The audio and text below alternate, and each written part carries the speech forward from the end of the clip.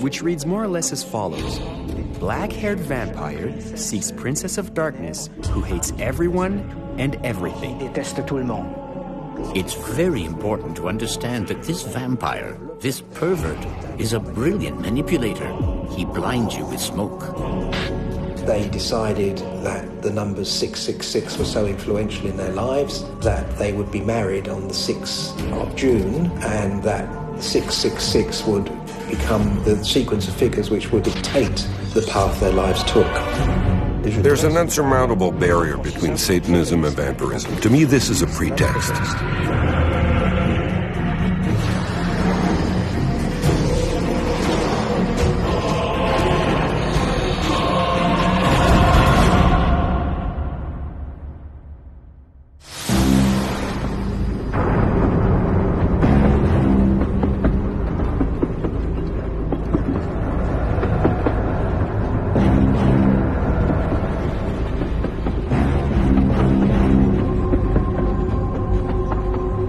On July 9th, 2001, the body of Frank Hackard, a young 33-year-old German man, is transported to the Bochum morgue. His face and arms have been savagely slashed. The pathologist in charge counts 66 knife wounds on the body. A pentagram has also been carved on his chest. There is little doubt Frank Hackard has been the victim of a ritual killing.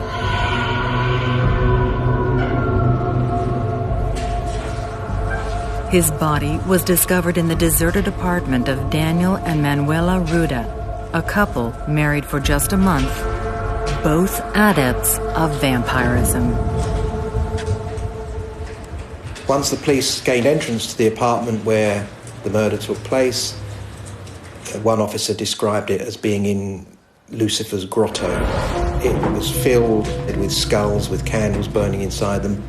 They found the knife that was used to stab him. They found the hammer that was used to hit him, and of course they found the scalpel that they carved the pentagram into his chest with sticking out of his stomach. It wasn't a case of having to look for clues. The police were falling over them. Since the discovery of this crime scene, the entire German police force is searching for this young goth couple. Apprehending them will be difficult. In these early days of the second millennium, 650,000 young people, 5% of Germans aged between 15 and 25, dress in black and identify with the Gothic movement.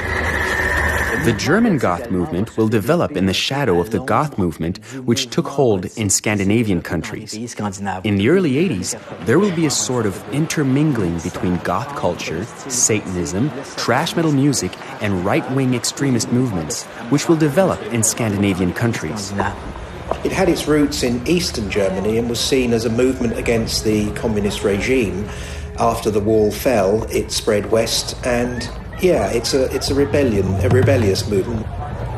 Since the 1990s, Germany has been increasingly concerned about the accelerating rise of these young Goths, combining elements of neo-Nazism, vampirism, and Satanism in their culture. It's a movement of dispossessed young people looking to rebel, to act out against school, parents, conformity. Since the early 1990s, an annual music festival is held in Leipzig, Germany. Wave Gothic Treffen, the Dark Wave Festival, turning Leipzig into the goth capital of Europe. The Leipzig Festival itself can be said to be the pilgrimage that every goth has to make once in their life. It draws thousands of people.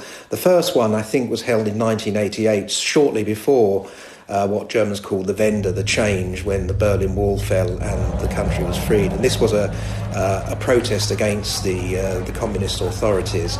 Every year now, it's a mixture of music, of people going to get tattooed, of Goths coming together to celebrate their otherness. And in fact, now it's a huge moneymaker for the region, and so they're welcome to the area.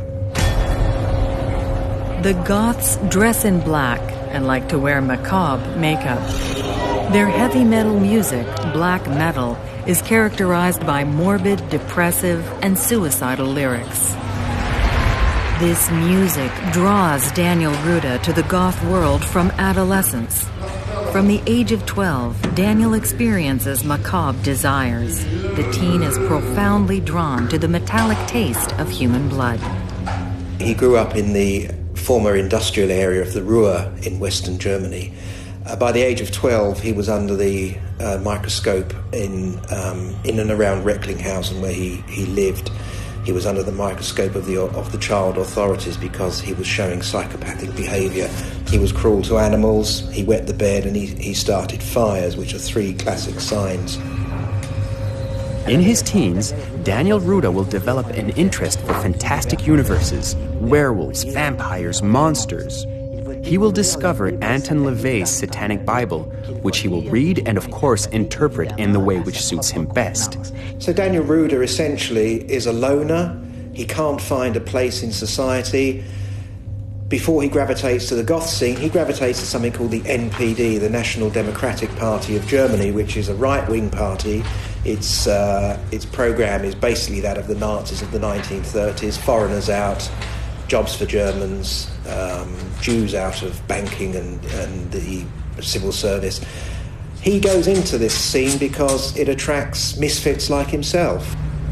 He was in the movement for probably less than a year. He went in September 1998 to Rostock for a rally, and he left shortly afterwards, and it was from the NPD that he then gravitated towards the goth scene.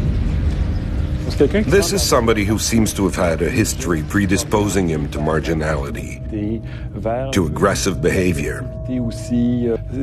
This will lead him to goth culture, but to a very extreme form of goth culture, clearly linked with elements of sadism and vampirism. All of this seems to be a sort of pretext for expressing the anger that is seething inside him. And we do see his path begin to take shape since his very early days. Part of Ruda's search, if you will, for kindred spirits, he drifts into the goth scene, and from that into a band called the Blood-Sucking Freaks, whose only claim to fame was the rapidity with which they disappeared from the scene. He was with them for no more than 3 months as a singer, but the band itself just dissolved. There wasn't any one issue. They were just a bunch of losers, essentially, and he was just another loser among them. It is during this period that Daniel enters into contact with Satan. Or so he believes. Is it a thirst for power that leads someone to believe that he is directly linked to Satan? There are 2 hypotheses. In this case, we're dealing with a rather grandiose illusion, in the sense that this is an individual who is on the margins of society, not very successful, and who all of a sudden becomes extremely important, extremely grandiose because of this fancy. It was a fantasy world he lived in, but he believed the fantasy. He did believe that Satan was communicating with him and had chosen him for a special mission. When we talk about hallucinations, we enter the world of psychosis. We're not in reality anymore. Real hallucinations are truly perceived by the ears as if somebody was talking to us from outside.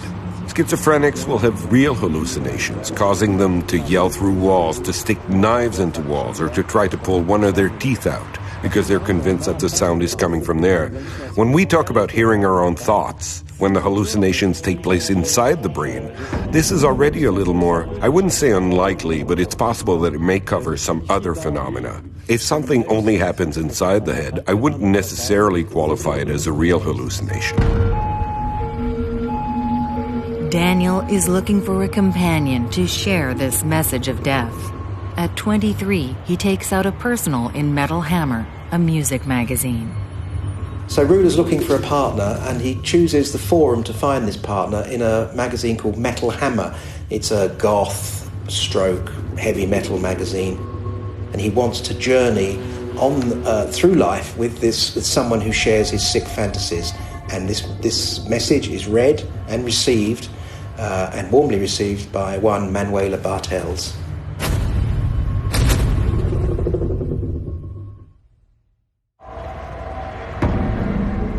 On July 7th, 2001, in Germany, a Satanist couple, inspired by a Cannibal Corpse album cover, smashes open Frank Hackert's skull with a hammer. He seems to be the victim of a ritual killing. All of Germany is looking for Daniel Ruda and Manuela Bartella, a young goth couple, married for less than a month and living in Witten. So Manuela Bartella is brought up in the small university town of Witten as an only child. She's quite good at school, she's pretty, she's conformist. Somewhere along the line, the ghost in the machine flips a switch and she changes. There's a kind of breaking off in early adolescence, around 13, where her life turns 180 degrees. She becomes rebellious, identifies with marginal groups to the point of possibly running away at 16. In her case, this was a kind of fracture on a course that wasn't at all headed in that direction. Manuela experiences a radical transformation. The model student sees her world turn upside down. She is furious at life and expresses it by refusing all conformity, which shocks her entourage. She adopts the goth style. She wants to stand out at all costs and yearns for adventure and independence. She goes into exile. So at 16, she will pack up and will actually run away from home. She will first head to Hanover in Germany and then to England. Once in London, she experiences shock. As a stranger in the big city, the world seems even more bizarre to her. The hustle and bustle of the streets compounds Manuela's desire for rebellion. She has to build herself a new world, and this world will be as dark as the night. And she chooses England because there was a thriving goth culture there. She's actually she did quite well at English at school, and she thinks, I can easily get a job there, which is true enough. Like a moth drawn to the artificial lights of the night, Manuela Bartella finds herself in London's Slimelight, a pub that is home to the UK's most eccentric outsiders. The Slimelight, or Slime, is a veritable institution to the world goth community. Bathed in the music of alternative and trash metal bands, this is the dark cathedral of the gothic world, with its desperate romanticism, refusal of everyday banality, and celebration of excess. At the time, there is a persistent rumor that the pub is home to a secret group of bite party aficionados. So if the goth movement is a subculture in itself of society, another subculture within that are the people who attend things called bite parties. Now this is composed of people who offer their necks to drink blood, because this is all bound up with vampirism, Satanism, and a belief that they are being spoken to and have a purpose as disciples of the devil. Manuela soon builds herself a circle of friends with the same funereal tastes as her own. The young exile feels revived in this infernal world. For Manuela, by day, the world is unreal, a cage of light and rules. She waits for night to return in London's most gothic sights. Camden Lock, a chaotic flea market at the heart of the city. Manuela is exactly in the place where the goth counterculture first spread, inspired by German expressionist cinema of the 1930s. Here, black symbolizes grief, passage to the world of the dead, and Manuela identifies with this constant melancholy and this search for an absolute romanticism without compromise. Camden Lock is a mecca for goth culture, and the square is home to followers of all currents of the underground. In this jumble of curiosities, the goth finds everything necessary to transform her appearance. In goth culture, the body is but a canvas to express one's personality, a constantly mutating work of art. For Manuela, everything must be reconstructed. Hair, makeup, macabre jewelry, and tattoos. So she finds rebellion in becoming a goth. She likes the fashion, she dyes her hair black, she starts to get heavily pierced, and she gets into the music and the entire scene.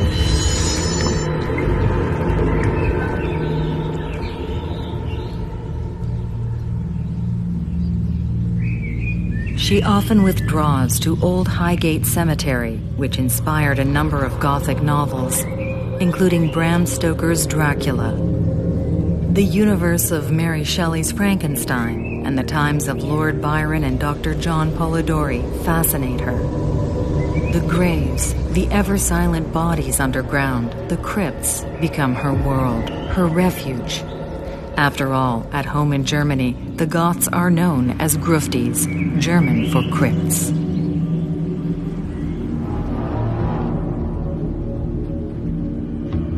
To provide for these macabre occupations, Manuela works as a housemaid in a London hotel. But then the hotel closes for winter. Rumor has it that she possibly lived a while off occasional income from the depressing work of modeling for BDSM. Always thirsty for new adventures, she leaves once more, this time for the Scottish Highlands.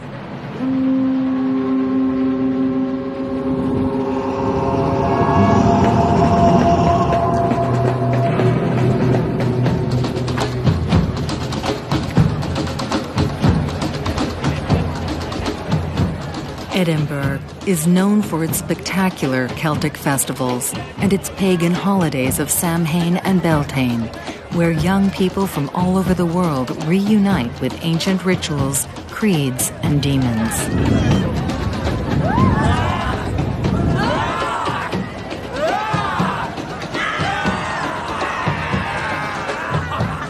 Samhain and Beltane constitute the exact opposite of the festivals for the passage of darkness to light. The terrifying flames of Samhain, the purifying fire of Bel.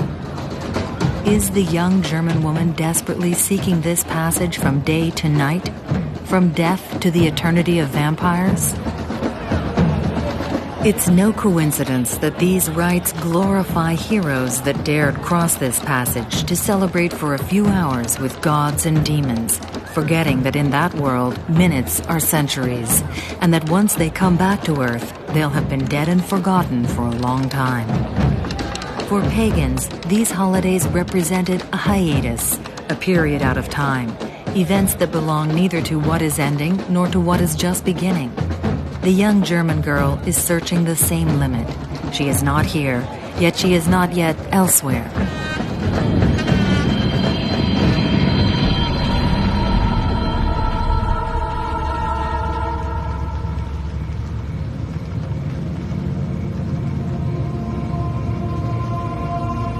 In 1996, Edinburgh is known to harbor a secret and marginalized Goth community. Manuela soon makes new friends among them, and at night they raid cemeteries.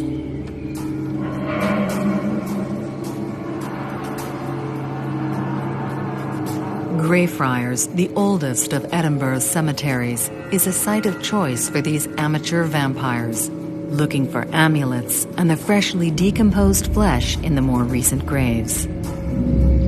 What starts out as an exciting challenge for the group gradually becomes a necessity for her, a macabre obsession.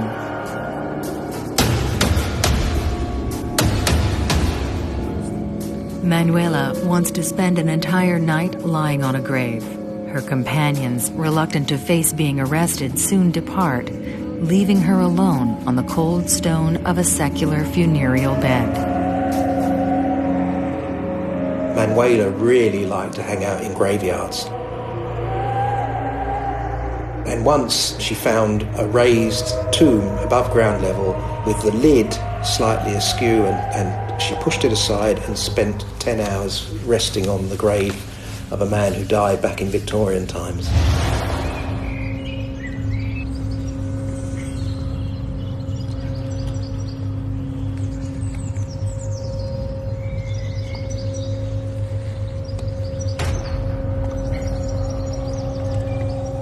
Come morning, Manuela is convinced that she has had a near-death experience during her sleep and that she has come back transformed from the world of the dead. She wakes up to a new world, a universe of darkness, where she is at last freed from all the people she hates.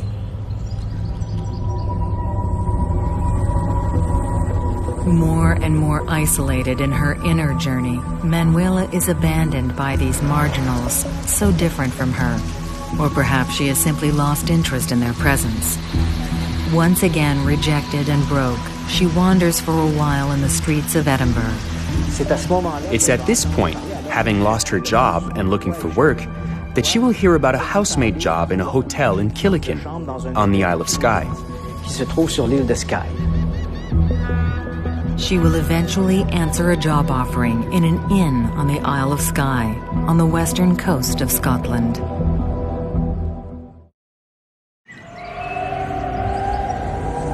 In 1996, Manuela Bartella, a young German girl, has run off to the UK to join a Gothic community. Convinced she is a vampire, she craves human blood and wanders through the cemeteries in search of her identity. Broke and abandoned, she takes a summer job in a Scottish island.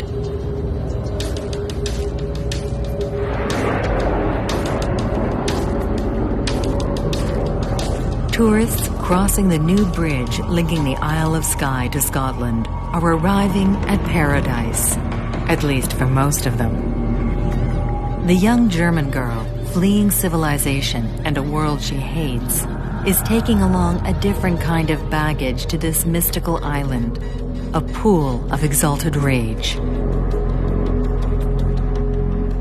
Here, legend and history intertwine. In these apocalyptic landscapes, Celts, Picts, and Vikings once fought, and pagans and early Christians battled for souls. On the Isle of Skye, Manuela is walking the footsteps of Scathach Oanade, a fierce and formidable sorceress, an expert in the arts of war and sex, who had made this island into her domain. And this same island will soon be the theater of a dramatic encounter for Manuela. But for the moment, at the inn where she works by day, she is discreet. Nobody really notices her. As invisible as a vampire in a mirror, Manuela doesn't mingle with the islanders.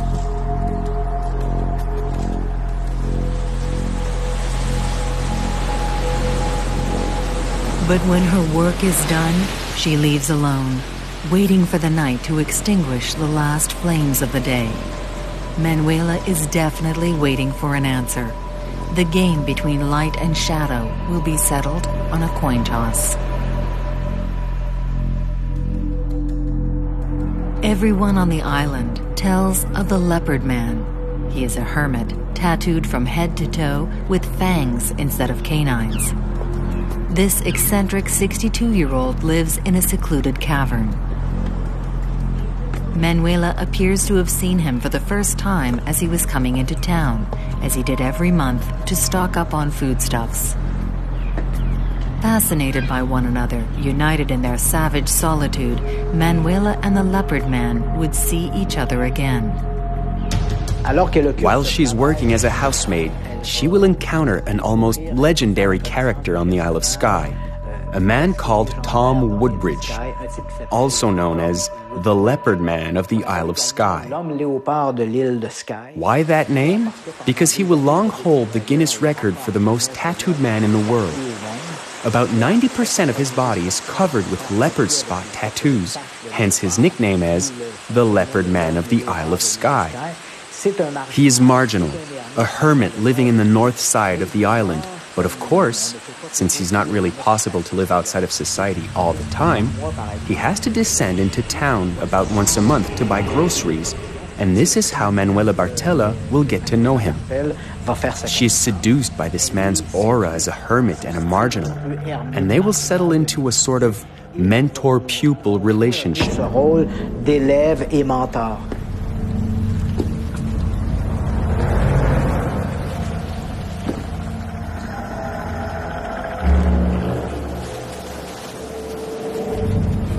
The Leopard Man of Skye became a big influence for Manuela because he displayed the kind of individuality that she thought she was displaying, that she liked the fact that he'd retreated from society. He lived in a cave and she spent several nights staying in the cave with him. By his remarks about the devil, the Leopard Man inadvertently opens one of the doors of hell to the young girl so passionate about vampirism. This is a young woman trying to be different, and she certainly found a different guy in him. Someone who has been made extremely fragile from childhood and who is experiencing such a strong adolescent crisis, going as far as to leave her family, will easily fall under the influence of another. In this specific case, someone who looks like a vampire, tattooed from head to toe, will manipulate her with ease. Because it's very important to understand that this vampire, this pervert, is a brilliant manipulator. He blinds you with smoke. Did you know that Dracula roams around surrounded by a cloud of smoke that he himself produces? So when you are confronted by Dracula, he blinds you with smoke, and you become lost. He has extraordinary strategies. He has a perverted language that leads you to doubt everything. Spurred on, she admits to hearing the voice of Satan ever since she was 14. The Prince of Darkness is sending her messages to the point where she dreams of committing suicide to offer the ultimate sacrifice to the master of the underworld. It's conceivable to be attracted to Satan, the romantic Satan, the fallen angel, the disappointed angel. Romantics of the 19th century had a fascination with Satan, not because of his evil, but because he was a misunderstood and wounded being. Beyond his views, what will fascinate Manuela Bartella about the Leopard Man of the Isle of Skye is the fact that he has fangs similar to those of a dog. And for her, feeding off the Gothic spirit and the spirit of vampires, the idea of having teeth similar to those of a vampire will have a profound influence, bringing her to almost modify her appearance. Manuela's Scottish adventure will last 6 months before she decides to bid farewell to the Leopard Man and the primitive scenery of the Isle of Skye, whose name was once the Misty Isle. She returns to Germany, towards civilization and what she was fleeing. She will return to her parents' home. Of course, they will condemn her strange clothes and way of life, causing her to eventually rent a small flat in Witten. Back in her native land, Manuela surrounds herself with Satanist friends. She embraces her identity as a vampire, to the point of replacing her 2 canines by the real fangs of an animal to facilitate her feeding on blood.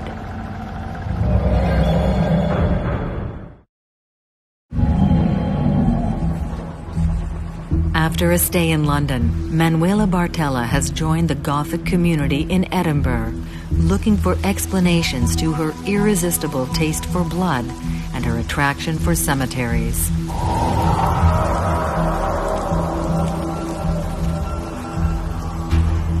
She, who hopes to transform into a vampire, soon finds herself isolated and without resources. On the Isle of Skye, she encounters a strange hermit who will reinforce her fanciful beliefs. She goes back home transformed.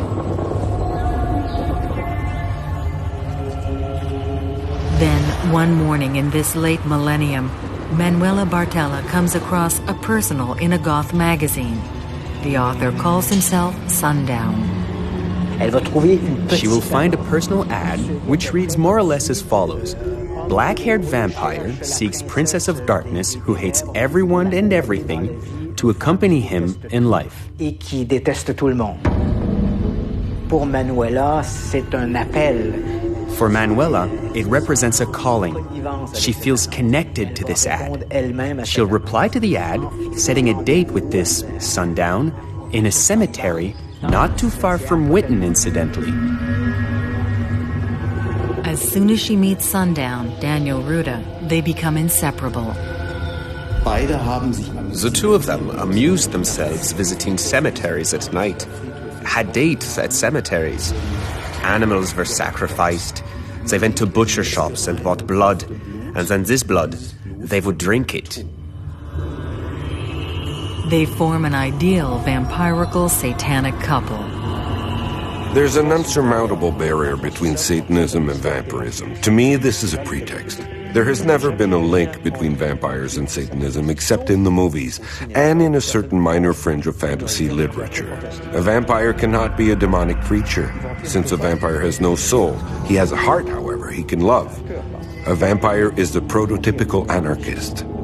To me, a vampire is one of the freest creatures in existence. It symbolizes total liberty in life, since when it dies, it can go neither to heaven nor to hell, because it's the soul that makes the journey. So he's forced to stay on Earth. This is why vampires don't interest Satan. The Satanist and the vampire are madly in love. A love that is demanding and absolute. The vampirical Ruda Bartella couple want to please the master of the underworld to make their love immortal. Manuela dreams the devil is speaking to her, and Daniel has believed since adolescence that Satan has chosen him to be his messenger of death. Once they're together as a couple, they move into a small flat in Witton together, which they fill with skulls, with pendants, with pictures of the devil. This becomes their own personal shrine. It was in the flat that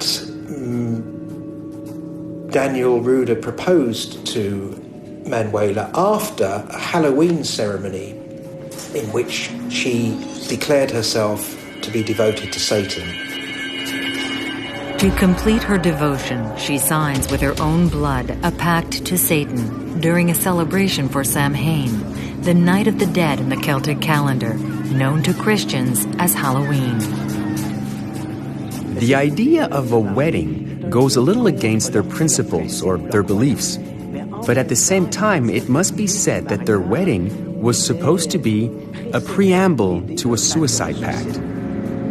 They decided that the numbers 666 were so influential in their lives that they would be married on the 6th of June, and that 666 would become the sequence of figures which would, quote, dictate the path their lives took. The 6th of June, as in 6-6, and they had agreed that the following month, on the 6th of July, they would commit suicide. The fact of being together encouraged them to take action because they were reinforcing one another. And it could become something that's pretty well known in psychiatry by its French name of délire à deux, or folly for two. By getting married, they are certain that after their death, they will be buried together. This is the only reason why they decided to go through this whole complicity in marriage. Some medieval texts, tales of courtly love, prove that given a choice, the lovers would rather stay on earth as vampires and fulfill their romantic passion than go to heaven. They were even ready to go to hell if it gave them the right to a sincere love on earth. The vampire bride is spectacular. She has donned a black leather S&M outfit, shaved the sides of her head, and dyed strands of her hair blood red. The groom looks as diabolical and also wears black leather. So after the wedding, before moving on to the suicide pact, they come to the conclusion that to earn their place in hell and reign to the right of the devil, they have to complete a ritual of human sacrifice. They made another pact, and this pact was that on the 6th of the 7th, because the numbers themselves, it was in the Bible 6667, they decided on the 6th of the 7th that they would sacrifice someone. To prove their blind allegiance to the fallen angel, Daniel Ruda knows the ideal victim to sacrifice, Frank Hagen Hackard, a colleague from work. It's notable that this Frank Hackard is the exact opposite of Daniel Ruda. He's a jovial fellow. Everybody likes him. But he's also somebody who doesn't judge his peers. So because he hasn't judged Daniel Ruda's clothing style or beliefs, the two have become friends, and it's without a doubt because of this that Daniel Ruda chooses him to be his victim. They met Frank several times socially. They liked him, but they, in their perverted mindsets, they thought he was a fool, and they thought that he would be the perfect court jester for Satan in hell. Hackert is surprised by the invitation, but accepts anyway. Reserved by nature, he is not used to be invited to parties, least of all by a goth couple. It must be said that the previous day, on July 6th, on the date that they had set for their suicide, Manuela Ruda had written a letter to her parents in which she announces her intention of committing suicide. Of course, there's no mention of any human sacrifice, but she tells her parents that in the following days she will commit suicide. The letter is mailed on the 6th of July. It is too late for Manuela to turn back. Her mother will certainly receive the letter on the following Monday. Therefore, the Rudas must absolutely have completed the sacrifice on the weekend of the 7th.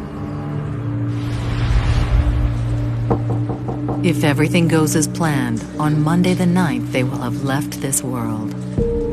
The Rudas will thus set a date with this Frank Hackert. The date is the 7th of July. They set a dinner date with him at their flat, and they have decided to commit this crime, this ritual human sacrifice, during the dinner. This should enable them to enter hell in the best way possible. A punctual Frank Hackert shows up at the Rudas at the scheduled time. He sits down in the living room. Frank Hackert is jovial and chats with the couple. Hackert observes speechless the downright gruesome decor of the apartment.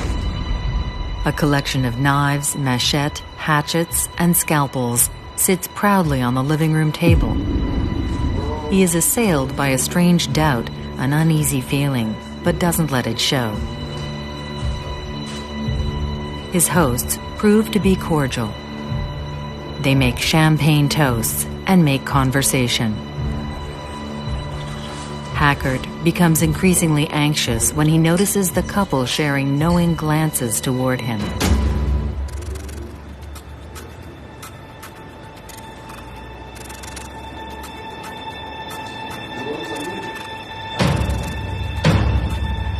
Thinking she might brighten the mood, Manuela brings out the new Cannibal Corpse album, entitled Hammer Smashed Face. The album cover perfectly illustrates the title and alerts Hackert, who tries to calm down by thinking that the other guests should be arriving soon. When Frank Hackert showed up for the party, he wondered at first why there were no other people there. But the two of them had not meant for there to be others, since they wanted to kill him fast.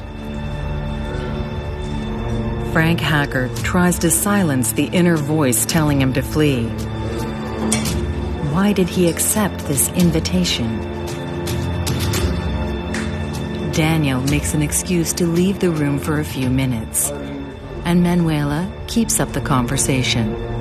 A nervous Hackert reassures himself by repeating that this is just an eccentric couple. Frank Hackert will have no time to worry. At the most, he will feel a burst of futile panic, a moment of regret. Daniel Ruda comes back with a cape draped around his neck and a hammer in his hand. He throws himself on Frank Hackert and starts hitting him in the head. At this point, Manuela Ruda hears a sort of diabolical voice telling her to stab him. She will reach out. Next to the couch on the coffee table, there's a knife. She takes it and stabs Frank Hackert.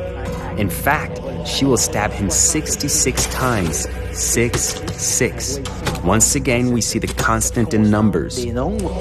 Submerged by a delirious exultation, the Rudas continue the carnage. With Frank Hackert dead, the couple will make love in a coffin right next to Hackert's body. Then, they will take a scalpel and carve out a pentagram, a satanic symbol in his abdomen, and then drive the scalpel into Frank Hackert's abdomen. Daniel and Manuela feel all-powerful.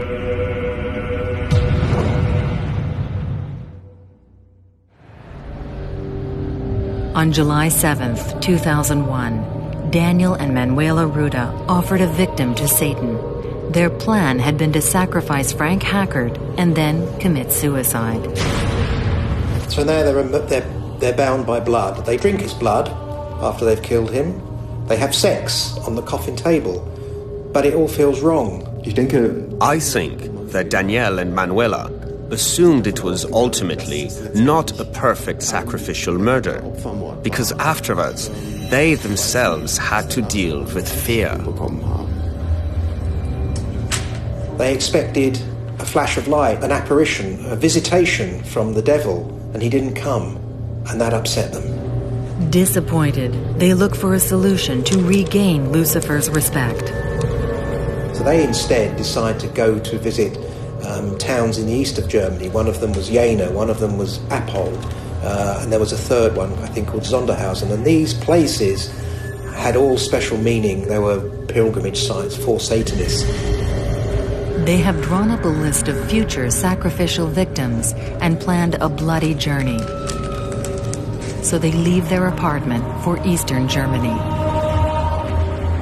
In the meantime, on July 9th, Manuela Ruda's suicide note arrives at her parents' home. Her mother received the letter and took it to the police, worried that her daughter might have taken her own life.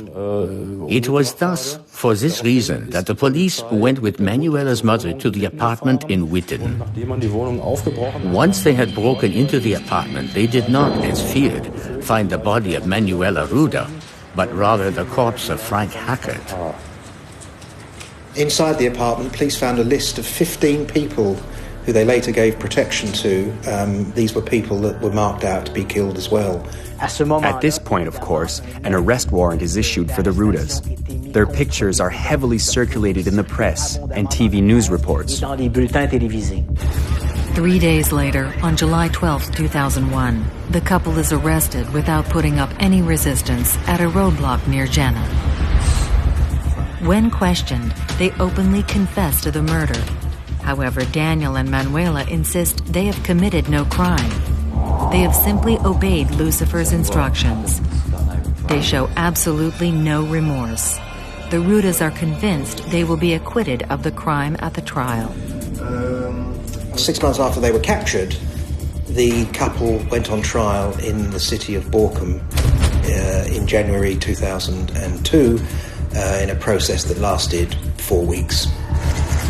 The trial gains national recognition and also attracts all European media.